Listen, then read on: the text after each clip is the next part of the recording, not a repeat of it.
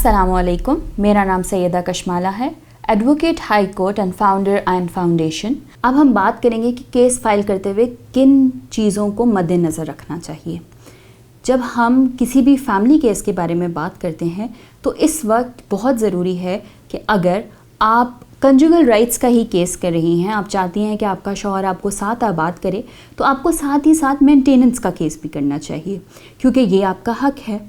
आप अगर कोर्ट से कंजुगल राइट्स ले भी लेती हैं, आप उसकी एग्जीक्यूशन भी करवा देती हैं, कोर्ट का बैलिफ आपको उस घर में वापस छोड़ आता है, the next day your husband can drop you back of. आप क्या दोबारा एक केस करेंगी?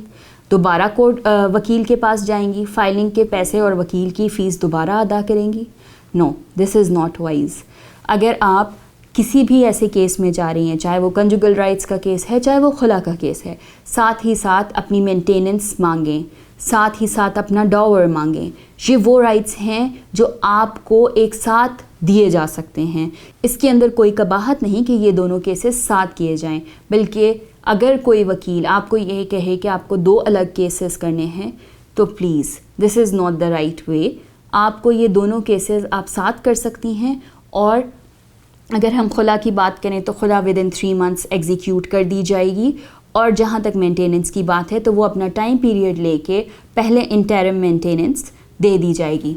अब इसमें एक और बात जानना और समझना बहुत ज़रूरी है कि क्या खुला की सूरत में भी लड़की को मेंटेनेंस मिलेगी? तो नहीं, आपको सिर्फ अपनी इद्दत के पीरियड का ख़र्चा मिलेगा। इद्दत के पीरियड के बाद सिर्फ आपको आपके बच्चों का हक मिलेगा। यहाँ पर औरत का मेंटेनेंस का हक ख़त्म हो जाता है और वो सिर्फ अपने बच्चों का राइट अपने हस्बैंड से क्लेम कर सकती है।